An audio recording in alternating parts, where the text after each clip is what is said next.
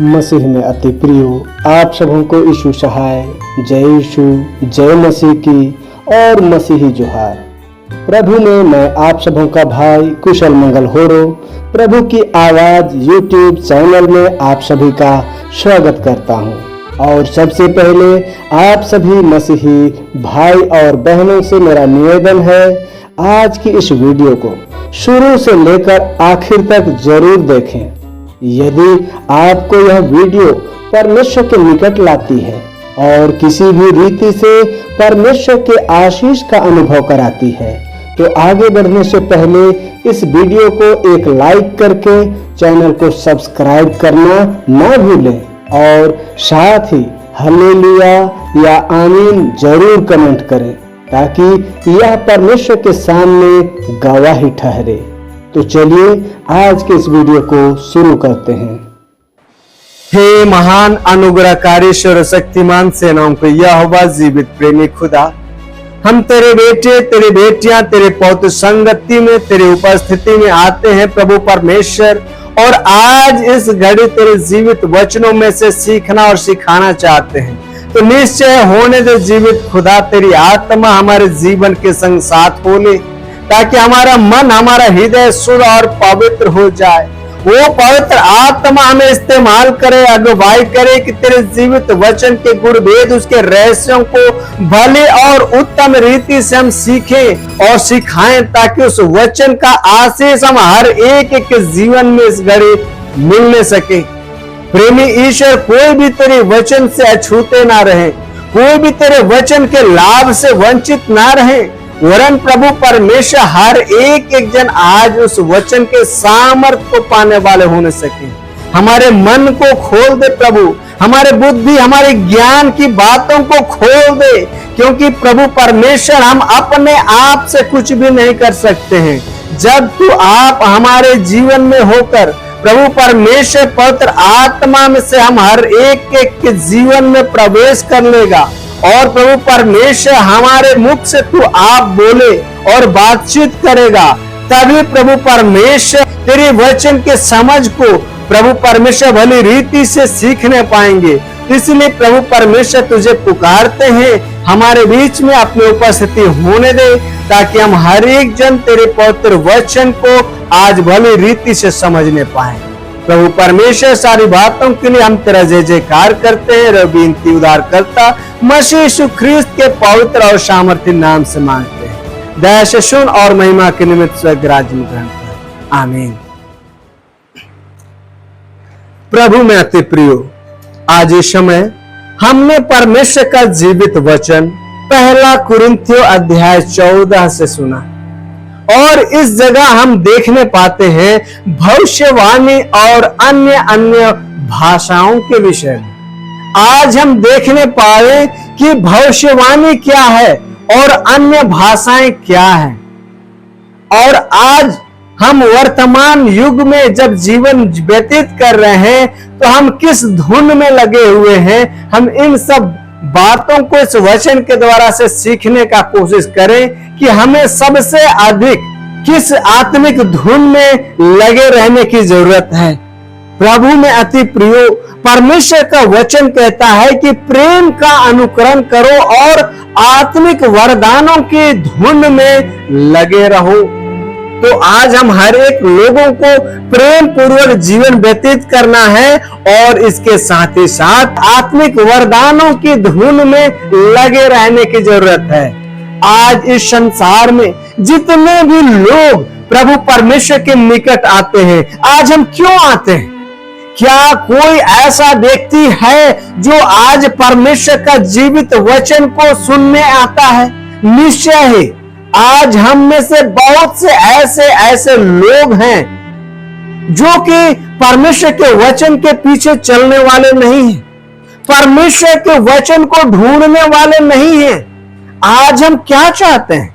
आज हम परमेश्वर के चिन्ह, उस अद्भुत काम को देखना चाहते हैं। आज हम जो परमेश्वर के वचन के समझ को प्राप्त करना नहीं चाहते हैं, तो हम क्या चाहते हैं? आज जब हम परमेश्वर के निकट आते हैं, हम परमेश्वर से ये प्रार्थना नहीं करते हैं कि हमारे मन, हमारे हृदय को इस कदर वो तैयार करे, ऐसा वो हमें अगुवाई करे, आशीष करे कि वो हम उसके जीवित वचन के सामर्थ्य को, उसके समझ को हम पाए। ऐसा हम प्रार्थना नहीं करते। तो हम क्या करते हैं? हम कहते हैं कि आज हम लोगों को अन्य भाषा का वरदान मिले, कुछ कहते हैं आज हमें भविष्यवाणी का वरदान मिले, और अधिकतर लोग क्या करते हैं, आज मैं परेशानी में हूं, आज मैं बीमारी में हूं, तो मुझे बीमारी और परेशानी से छुटकारा मिले। अब क्या कहते हैं? कैसे लोग आज हमारे बीच में अधिक हैं? ऐसे ही लोग अधिकतर हमारे बीच में उपस्थित हैं जो आज कहते हैं कि मैं परेशानी में हूं, मैं बीमारी में हूं, तो मुझको आज ऐसी बीमारी और ऐसी परेशानी से छुटकारा मिले। तो निश्चय ही मसीह में अति प्रियो, हम स्पष्ट रूप से हम समझ सकते हैं कि हम परमेश्वर से क्या चाहते हैं। कुछ चिन्ह, कुछ अद्भुत काम को आज हम देखना चाहते हैं, और वो अद्भुत चिन्ह और काम क्या, किस रूप में? अपने सांसारिक जीवन में शारीरिक सुख या शारीरिक छुटकारे को हम देखना चाहते हैं। लेकिन प्रभु परमेश्वर का जीवित वचन आज हमें सिखाती है कि हम हर एक लोगों को आत्मिक वरदानों की धुन में रहना है। और विशेष करके किसके लिए कहता है वचन? विशेष करके कहता है आज तुम भविष्यवाणी करो, क्योंकि आज जो अन्य भाषाएं बोलते हैं और लोग उन अन्य भाषा बोलने वालों को बड़े मान देते हैं। आज जितने लोग जो अन्य भाषाएं कहते हैं उनको लोग सोचते हैं कि वो परमेश्वर के साथ में है, वो परमेश्वर के साथ में बातें कह रहा है, तो उसी के द्वारा से परमेश्वर की इच्छा हम पर प्रकट होगी। आज जो अन्य भाषा में बातें कह रहे हैं कि उसी के साथ में परमेश्वर बातें कह रहा है, तो वही सबसे सामर्थी व्यक्ति है, और उसी के द्वारा से आज हम लोगों को उद्धार मिलेगा, या उसी के द्वारा से आज हमारे जीवन में आशीष मिलेगी। लेकिन मसीह में अति प्रियो, आज के जीवित वचन के द्वारा से हम समझ सकते हैं कि वचन क्या कहता है। वचन कहता है कि जो व्यक्ति आज अन्य भाषा में बातें करता है वह मनुष्यों से नहीं वरन परमेश्वर से बातें करता है, और उसकी बातों को कोई नहीं समझता है, क्योंकि वह जो भेद की बातें करता है सब आत्मा में होकर करता है। लेकिन आज जो हम भविष्यवाणी करते हैं, तो जो भविष्यवाणी करता है तो उसके भविष्यवाणी के द्वारा से सारे मनुष्य जाति के लोगों की उन्नति होती है। क्यों? क्योंकि जो भविष्यवाणी करता है वह उपदेश भी करता है, और वह शांति की बातें करता है, और उसके ऐसे उपदेश और शांति की बातों के द्वारा से कलीसिया की उन्नति होती है, मनुष्यों की उन्नति होती है। लेकिन जो व्यक्ति अन्य भाषाओं में बातें करता है वो केवल अपनी ही उन्नति करता है। ये मैं नहीं कह रहा, ये परमेश्वर का जीवित वचन कहता है कि जो अन्य भाषाओं में बातें कह रहा है वो केवल और केवल अपनी ही उन्नति करता है, क्योंकि जो अन्य भाषा में बातें कह रहा है और यदि वह उसका अनुवाद नहीं कर पाता है, नहीं बता पा रहा है, तो जो सुनने वाला है उसके लिए वह परदेशी ठहरा, उसके लिए वो बातें व्यर्थ रहेंगी, उसके लिए किसी भी प्रकार का कोई लाभ की बातें नहीं होंगी। और जो भविष्यवाणी करता है और वह व्यक्ति जो उपदेश कर रहा है और शांति की बातें कह रहा है, तो उसके द्वारा से कलीसिया के लोग आशीष को पाएंगे। कलीसिया के लोगों का मन और हृदय छू लिया जाएगा और उनका मन हृदय सब परिवर्तित होगा, और इस प्रकार से कलीसिया के लोगों के जीवन में लाभ पहुंचेगा।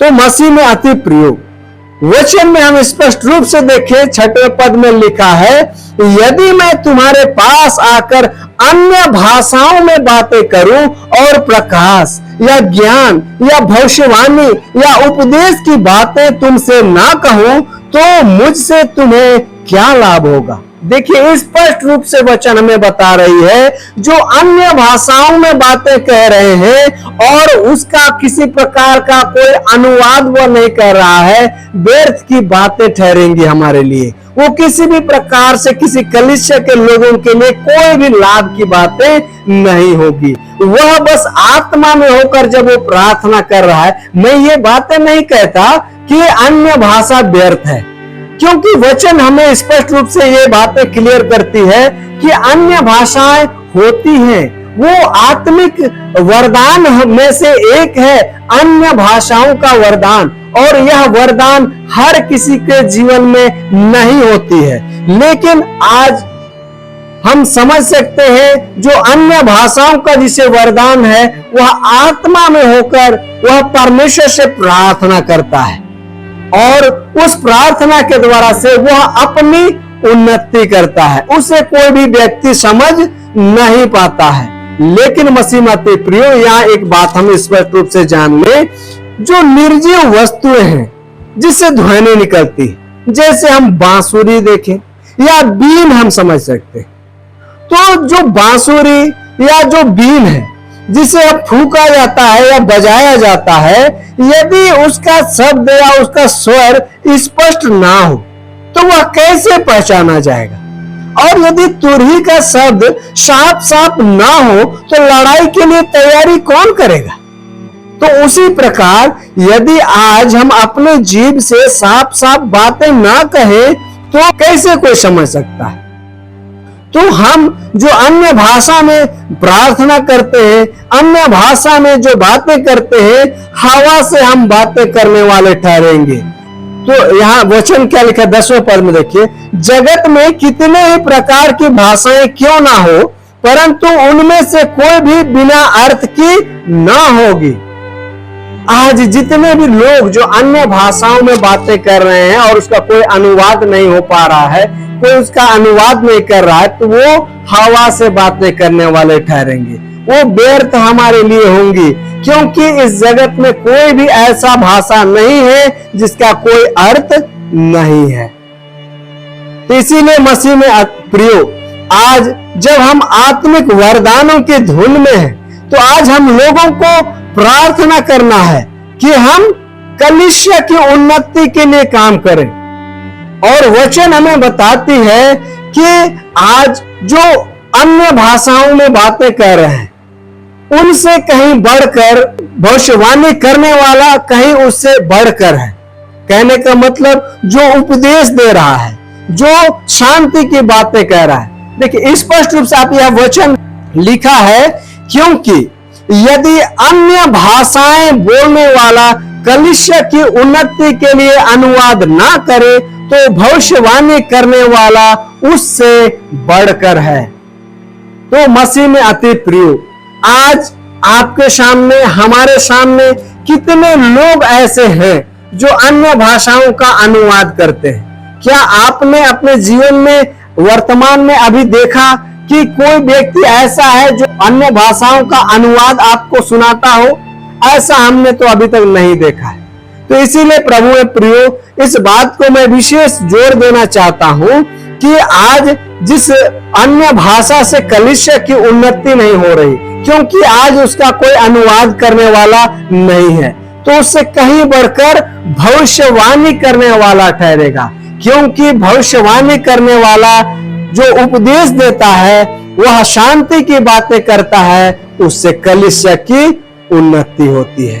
तो प्रभु में अति प्रियो, आज मैं उन लोगों के लिए कहना चाहूंगा जो अन्य भाषाओं में प्रार्थना करते हैं। उन लोगों को प्रार्थना आज करने की जरूरत है कि जो अन्य भाषाएं वो कहते हैं, उन अन्य भाषाओं का वो अनुवाद भी कर सके। क्योंकि जो अन्य भाषाओं में बातें करते हैं, अन्य भाषाओं में जो प्रार्थना करते हैं, वे आत्मा में होकर करते हैं। और जब वो आत्मा में होकर करते हैं तो उसे कोई नहीं समझता है, लेकिन आज हम लोगों को केवल आत्मा में होकर प्रार्थना करने की जरूरत नहीं है। क्यों नहीं है? परमेश्वर का वचन कहता है, आज हम ये बातें स्पष्ट रूप से समझ लें। आज यदि मैं कहूं कि हमें आज आत्मा में होकर केवल प्रार्थना करने की जरूरत नहीं है, तो कितने ही लोग कहेंगे कि ये बिना मतलब का बातें कह रहा है, ये व्यर्थ बातें कर रहा है। हम आत्मा में होकर क्यों प्रार्थना ना करें? वचन हमें स्पष्ट बताती है, ये मैं अपने आप से बनाकर नहीं बात कर रहा हूं, यह वचन हमें स्पष्ट रूप से बताती है कि यदि तुम केवल अन्य भाषाओं में प्रार्थना करो, तो जब तुम धन्यवाद की प्रार्थना करो, तो जो तू वहां सुनने वाला जो कलीसिया है, तो वह कैसे उस पर आमीन कहेगा? क्योंकि वो तो कुछ सुन ही नहीं रहा है, कुछ समझ ही नहीं रहा, तो कैसे उसे आमीन कहेगा? इसीलिए मसीह में अति प्रियो, वचन हमें बताती है कि हमें आत्मा के साथ साथ बुद्धि से भी प्रार्थना करने की जरूरत है, ताकि हम जब धन्यवाद की प्रार्थना करें तो कोई व्यक्ति अज्ञानी ना रहे और वह परमेश्वर के सामने गवाही या आमीन कहने वाला जरूर से ठहरेगा। तो मसीह में अति प्रियो, आज निश्चय ही हम परमेश्वर के सामने उपस्थित हैं, एक दूसरे के सामने परमेश्वर के जीवित वचन को बांटते हैं कि उसके जीवित वचन के सार को, उसके रहस्य हैं, उसको हम भली रीति से आज समझने का कोशिश करें। आज बहुत से लोग कहते हैं जिसे अन्य भाषा का वरदान नहीं, उसे पवित्र आत्मा नहीं मिला है। लोग ऐसी बातें कहते हैं, लेकिन मसीह में अति प्रिय वचन कहती है, कलीसिया में अन्य भाषा में 10,000 बातें कहने से यह मुझे और भी अच्छा जान पड़ता है कि दूसरों को सिखाने के लिए बुद्धि से 5 ही बातें कहूं।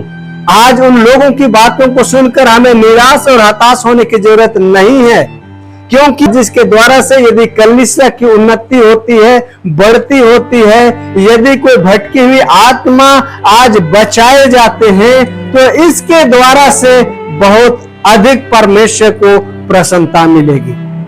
तो मसीह में अति प्रिय, एक बार फिर मैं अंत में कहना चाहता हूं कि निश्चय आप प्रार्थना करें कि आप अपनी उन्नति के लिए अन्य भाषाओं का वरदान आप प्राप्त करें, अन्य भाषाओं की खोज में रहे, लेकिन आप साथ ही साथ ये भी प्रार्थना करें कि उन अन्य भाषाओं का अनुवाद का भी आपको वरदान मिले। और इनसे कहीं और अधिक बढ़कर आप इस कोशिश में रहिए कि आप भविष्यवाणी करने का वरदान आपको मिले। कहने का मतलब जो भावी कहता है ये मात्र नहीं है, भविष्यवाणी कहने का मतलब है जिसको वचन का समझ भी प्राप्त हो, वह उपदेश देने वाला, शांति की बातें करने वाला हो, वो उस व्यक्ति को या उस आशीष को यहाँ पर कहा गया है भविष्यवाणी का आशीष। तो मसीह में अति प्रियो, हम इस प्रकार से आत्मिक वरदानों की धुन में लगे रहें। आज हम इस संसार में सांसारिक सुख या अपना शारीरिक इच्छा की पूर्ति के लिए या शारीरिक आराम और चैन की खोज में हम बस लगे ना रहे। यदि आज हमें आत्मिक वरदान मिल जाती है, तो हमारा शारीरिक सुख या हमारा शारीरिक चंगाई या शारीरिक जो शांति वो निश्चय और स्वतः ही हम हर एक लोगों को मिल जाएगी। तो आज परमेश्वर का जीवित वचन हम हर एक लोगों को बहुतायत की आशीष और अगुवाई प्रदान करें। आमीन।